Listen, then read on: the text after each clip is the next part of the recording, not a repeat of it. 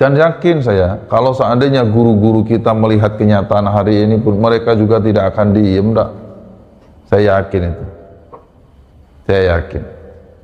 Mereka pun nangis di alam barzahnya sana. Mereka pun nangis di alam arwahnya sana. Melihat kenyataan hari ini yang begitu rapuh orang-orang yang mengaku sebagai duriah Nabi, tapi justru akhlaknya mengkotori, menodai akhlaknya, akhlak yang tidak terpuji, yang dipertontonkan oleh mereka kepada seluruh umat, yang diunggah dari beberapa channel-channel YouTube, dan itu memalukan. Memalukan. Saya kalau sudah ngomong seperti begini mau menangis sebetulnya. Nah, saudara yang budiman yang dirahmati oleh Allah Subhanahu wa Ta'ala, saya bersyukur kepada Allah. Akhirnya Allah membuka jalan kepada kita semua, bil khusus melalui lisan, melalui ilmunya Kiai Maduddin, untuk berani menyelidiki, mempertegas, menanyakan kesahihan nasab mereka sampai kepada Rasulullah SAW, biar dunia tahu benar nggak orang-orang yang akhlaknya tercela ini pantas sebagai duriah Nabi, supaya mereka tidak menodai Rasulullah Muhammad SAW yang tentunya pasti melecehkan dan menodai agama.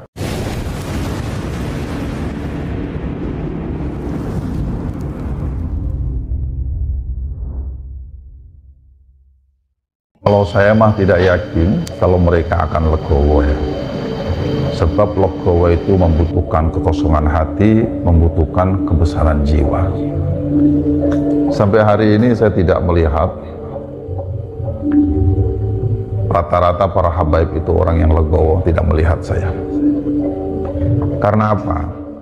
Mungkin bisa jadi mereka sudah terlalu lama dinabubukkan dengan kenangan-kenangan indah masa lalu. Karena dari tadinya yang dibangun adalah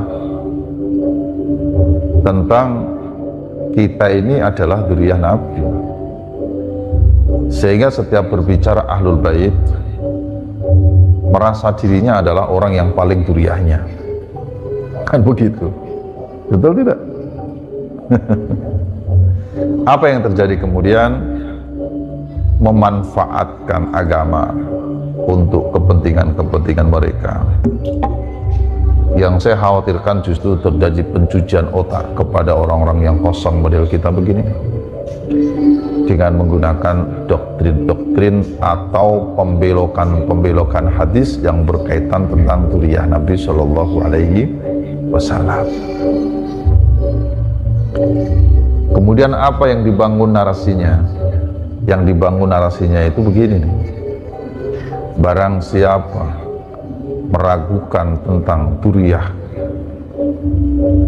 Nabi, tidak percaya, memutuskan, maka dia tidak percaya adanya aulia Allah, yaitu para wali-wali Allah, yaitu para kekasih-kekasihnya Allah.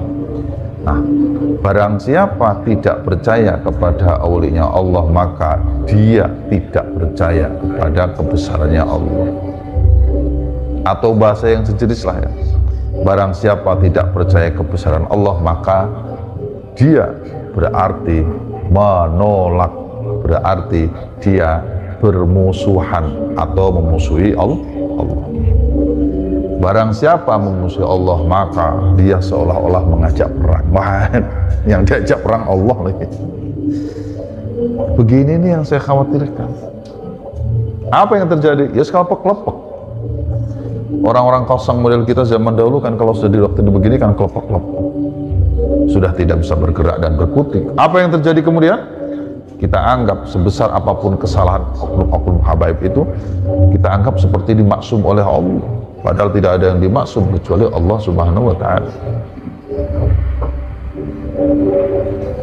Dan yang sampai hari terjadi adalah kemudian timbullah perilaku kesemena-menaan daripada oknum-oknum habaib. Kan begitu. Dan yang paling tidak mengenakan adalah ketika mereka menggunakan narasi dan doktrin-doktrin seperti begini.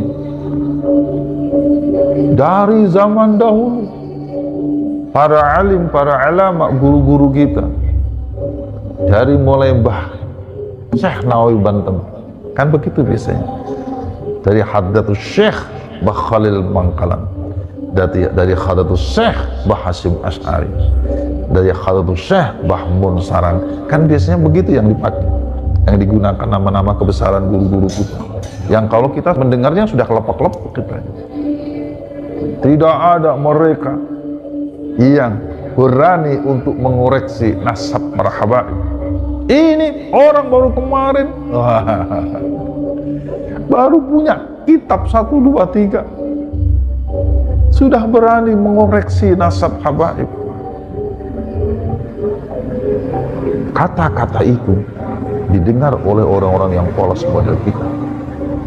Apa yang terjadi adalah suudzon, prasangka buruk, seolah-olah kiai-kiai yang meragukan nasab mereka adalah kiai-kiai yang suul adab kepada guru-gurunya. Betul tidak? Padahal kalau kita mau jujur, saudaraku yang baik, saudaraku yang budiman dimanapun berada, zaman dahulu dan sekarang itu kenyataannya beda. Dulu saya temui zaman saya masih kecil ya, kalau ketemu habaib itu bawaannya adem, ayem, tentrem, enak, alim, nasihatnya itu mencerahkan. Dulu ada habaib yang di daerah kita itu namanya Syekh Hamzah Asy'ath. Itu beliau saja saking tawadhu'nya kepada kiai-kiai yang ada di daerah, ada di kampung saat itu, enggak berani mendirikan pesantren. Yang beliau dirikan itu masjid untuk berkumpulnya para jamaah untuk sholat bersama. Bukan apa-apa, bukan karena beliau tidak punya ilmu, alim, beliau ini hafidz Quran, tapi karena tawadhu. Susah dibayangkan lah bahasanya kepada para kiai, para alim, para ulama di kampung setempat. Apa yang terjadi? Para kiai, para alim, para ulama di kampung atau di daerah dimanapun berada itu, mereka itu punya prinsip.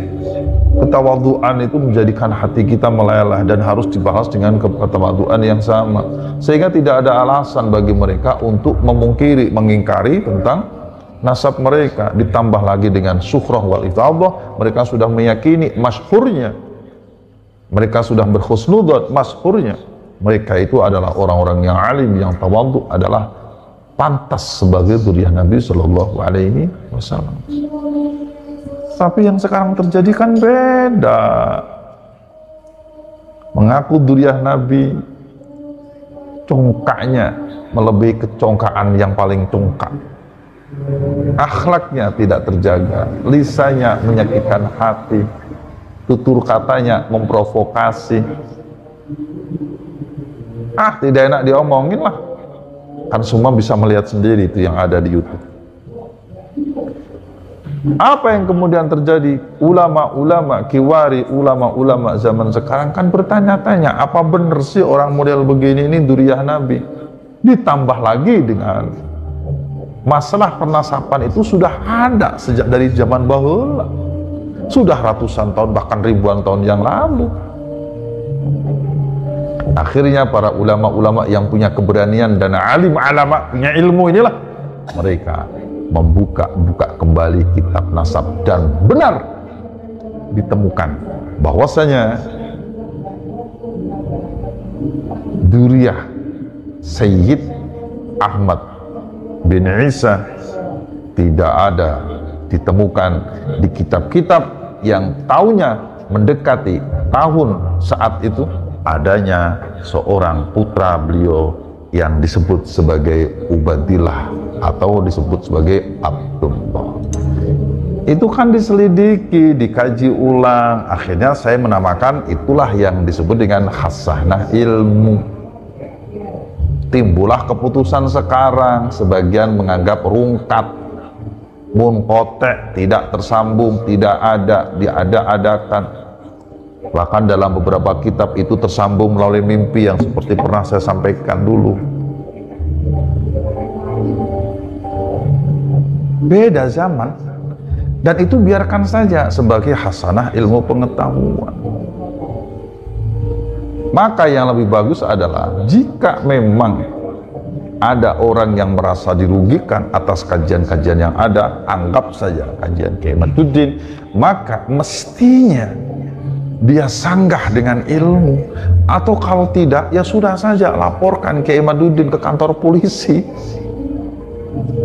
Itu yang saya tunggu-tunggu dari dulu. Makanya maaf ya, kemarin itu ketika ada surat somasi ya, saya pernah dengar katanya ada orang yang aktivis nasab yang disomasi, itu saya senangnya minta ampun. Sampai teman saya mau syukuran, mau nyembelih mentok. Ya karena memang permasalahan ini harus diselesaikan kedua tempat. Satu di pengadilan, dan itu pintu masuknya saya anggap dari somasi tadi. Tapi hanya kuciwa, kecoa. Apa kecoanya? Ternyata somasinya itu adalah hoak. Ada tangannya katanya dipalsukan dan lain sebagainya. Masya Allah, kecewa deh. Tapi kami dengar katanya ada laporan dari sebagian Zuriyah Wali Songo terhadap oknum habaib atas penyebaran fitnah atau hoak, nggak tahu, yang katanya laporannya sudah masuk ke kantor polisi.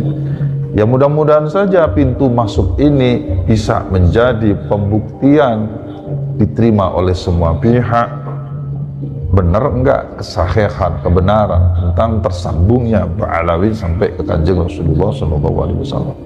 Karena itu satu-satunya itu bisa meredakan hal ini. Atau yang kedua adalah keterlibatan pengurus besar Nahdlatul Ulama. Jadikan ini bahan kajian Bahdul Masail, undang para alim, para ulama yang ahli nasab, ahli sejarah, khusus tarikh Islam, lalu adakan kajian di situ. Kemudian fatwakan hasilnya. Itu salah satunya. Kenapa mesti NU, Gus? Ya dalam hal ini memang yang sangat banyak dilibatkan adalah warga NU. Baik NU secara struktural ataupun warga NU secara kultural. Kalau selain NU tidak banyak dilibatkan yang heboh masalah nasab habaib ini. Betul tidak? Alhamdulillah. Saya teruskan ya. Sehingga atas dasar ketawadhuan itulah mereka ya tidak mungkin mengungkit-ungkit nasab orang-orang yang baik, orang-orang yang tawadhu. Karena tadi dasarnya adalah husnudzan, syuhrah wal iftifadhah. Jadi zamannya sekarang sudah beda. Makanya sering saya katakan, tulis ya dengan tinta yang sangat tebal, biarkanlah kebenaran itu menemui jalannya. Allahumma shalli wa sallim wa barik alaihi. Kenapa sih timbul permasalahan ini? Ya tadi ya, dipicu dari akhlak-akhlak yang mengaku sebagai zuriyah Nabi, ya oknum saja ya, tetapi tidak mencerminkan tentang datuk dan leluhur-leluhur akhlaknya yang mulia. Ditambah lagi dengan saya dengar informasi ada seorang oknum habaib yang menikah cukup dengan menggunakan telepon. Masya Allah. Dan banyak hal, kadang-kadang ini kalau kita dengar menyakitkan hati. Jadi kita umat Islam yang tersakiti karenanya, seolah-olah agama itu dilecehkan kan kalau sudah begini. Dan yakin saya, kalau seandainya guru-guru kita melihat kenyataan hari ini pun, mereka juga tidak akan diem, enggak. Saya yakin itu. Saya yakin. Mereka pun nangis di alam barzahnya sana. Mereka pun nangis di alam arwahnya sana. Melihat kenyataan hari ini yang begitu rapuh orang-orang yang mengaku sebagai zuriyah Nabi, tapi justru akhlaknya mengkotori, menodai akhlaknya, akhlak yang tidak terpuji, yang dipertontonkan oleh mereka kepada seluruh umat, yang diunggah dari beberapa channel-channel YouTube, dan itu memalukan. Saya kalau sudah ngomong seperti begini mau menangis sebetulnya. Nah, saudara yang budiman yang dirahmati oleh Allah Subhanahu wa Ta'ala, saya bersyukur kepada Allah akhirnya Allah membuka jalan kepada kita semua, bil khusus melalui lisan, melalui ilmunya Kiai Maduddin, untuk berani menyelidiki, mempertegas, menanyakan kesahihan nasab mereka sampai kepada Rasulullah SAW, biar dunia tahu bener nggak orang-orang yang akhlaknya tercela ini pantas sebagai zuriat Nabi, supaya mereka tidak menodai Rasulullah Muhammad SAW yang tentunya pasti melecehkan dan menodai agama.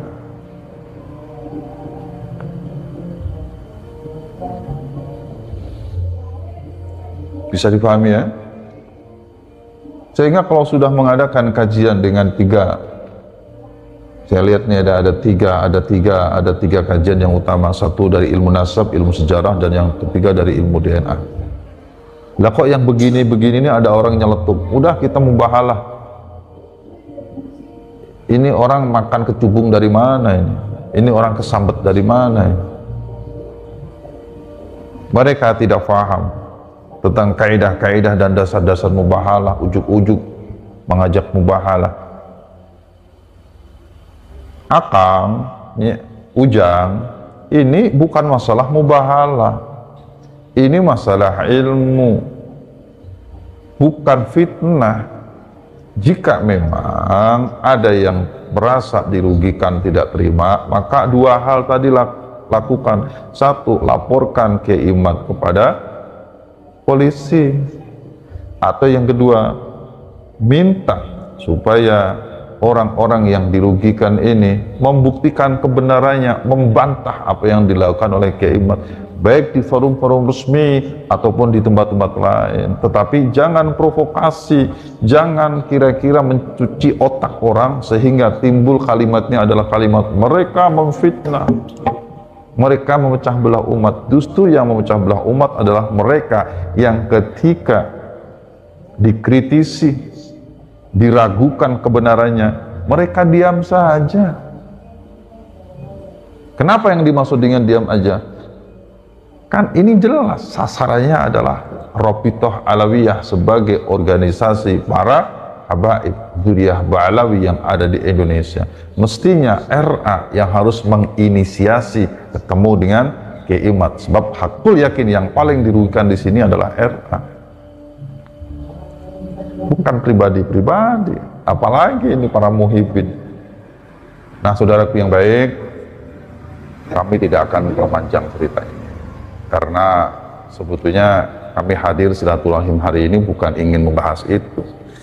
Kami hanya ingin membahas tentang beberapa poin yang kami tulis, yang intinya adalah sebagai hamba-hamba Allah yang masih memiliki kultur adat ketimuran, sehingga masih memiliki rasa, agama, dan tabiat serta budaya-budaya mulia. Sebagian dari saudara-saudara kami menyebut dengan belak-belakan bahwasanya nasab Ba'alawi munqati', rungkat, putus. Akan tetapi kami tetap menyatakan atas dasar keputusan bersama dari Kutraswala Pertemuan Benda Kerep bahwasanya nasab Ba'alawi sampai hari ini masih tetap mukhtalafun fih, dengan catatan sebagai berikut. Tolong diperhatikan nggih, nyuwun sewu. Satu, sambil menunggu musyawarah lanjutan dari episode berikutnya pertemuan di Benda Kerep yang sudah berjalan beberapa waktu lalu. Kenapa kami tidak sebutkan pertemuan Banten kemarin? Sebab pertemuan Banten ini kami rasa hambar. Hambar itu tidak memutuskan apa-apa yang kami anggap penting, tidak sebagaimana cerminan dari judul acaranya. Maka nyun sewu, kami tidak mempertimbangkan keputusan yang ada di Banten. Nyun sewu nggih, Gus, dan juga seluruh saudara-saudaraku yang ada di sana. Bahwasanya apa yang nanti diputuskan dalam pertemuan berikutnya yang wajib dihadiri minimal 50% dari seluruh peserta yang hadir di Bedakerep, itulah nanti yang akan kami taati keputusannya. Apakah keputusannya adalah munqati', rungkat, atau tetap mukhtalafun fih? Kumaha angkewe lah, cek orang Sunda banyak. Musarawana kita aja natu ya. Oke, ngantosan waktuna, kami ayat pemberitahuan deknya, kalau semuanya. Catatan yang kedua, Nyun sewu, ini penting diperhatikan. Meminta kepada Robitoh Alawiyah. Jadi isinya ini meminta sajalah ya. Kalau warning mah, terlalu tinggi bahasanya. Apalagi ancaman, apalagi peringatan, enggak lah. Ini memintanya, lamun cek bahasa nama, memohon, begitunya. Meminta kepada RA Robitoh Alawiyah dalam tanda kurung agar satu, menertibkan seluruh anggotanya atau siapa saja yang berafiliasi dengannya, baik perorangan ataupun lembaga, baik muhibbin atau simpatisannya, supaya tertib dimanapun berada, tidak provokatif dan tidak mengadu domba antara Dzurriyyah Wali Songo dengan para habaib. Di sini kami sebut Habib ya, atau disebut habaib sebab kami yakini mereka ini Dzurriyyah dari Yaman. Paham ya maksudnya? Alhamdulillah. Dengan tidak mempersekusi, dengan tidak mengintimidasi. Nah, contoh intimidasi itu seperti yang kemarin ya, dilakukan ada ulama yang kebetulan Dzurriyyah Wali Songo dan aktivis nasab, kemudian ada oknum yang menolak. Nah, ini bagian daripada intimidasi. Tidak dijelaskan di sini. Saya ulangi lagi, tidak mempersekusi, tidak mengintimidasi siapapun terhadap para kiai yang kontra Ba'alawi sebagai Dzurriyyah Nabi Sallallahu Alaihi Wasallam. Yang ketiga, memberikan pendidikan akhlak, nyun sewu nggih, memberikan pendidikan moral kepada para oknum Ba'alawi yang lisannya tidak terjaga, akhlaknya tidak terjaga, tutur katanya menyakitkan, meresahkan, merendahkan para kiai dan masyarakat pribumi. Nyun sewu, tolong diperhatikan nggih. Kami berharap catatan-catatan ini sampai kepada beliau ya, yang kita maksud tentunya. Yang keempat, meminta dengan hormat kepada Robitoh Alawiyah agar melakukan seleksi, ya mungkin semacam screening ya, kepada para oknum-oknum habaib yang hendak beraktivitas di dalam dunia dakwah dan ceramah atas ilmunya, untuk dikoreksi, diperbaiki ulang agar kajian-kajian di dalam dakwah dan ceramahnya bisa berbobot dan tidak bercerita tentang halu dan doktrin-doktrin yang menjauhkan umat dari akidah.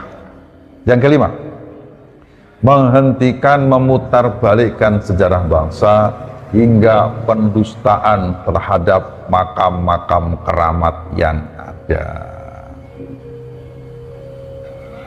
Yang keenam, membantu menciptakan perdamaian, kedamaian, ketentraman, dan kenyamanan di bumi pertiwi ini, yakni NKRI, Negara Kesatuan Republik Indonesia, dalam segala tindak tanduk dan segala upaya.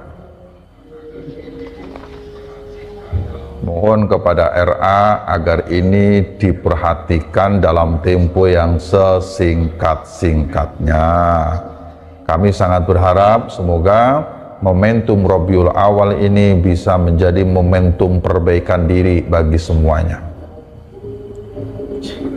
Sebab, jika apa yang kami sampaikan ini tidak diperhatikan, maka dengan segala hormat dan sangat menyesal, kami dengan atau tanpa musyawarah berikutnya dari kelanjutan musyawarah Kutraswala Benda Kerep, status mukhtalafun fih atas nasab ke Alawi sampai kepada Kanjeng Rasulullah SAW akan kami tinjau ulang kembali dengan mempertimbangkan 3 hal yang seperti Kiai Imaduddin sampaikan, yaitu dasar dari kitab nasab, sejarah, dan DNA. Demikian kami sampaikan, semoga bermanfaat. Assalamualaikum warahmatullahi wabarakatuh.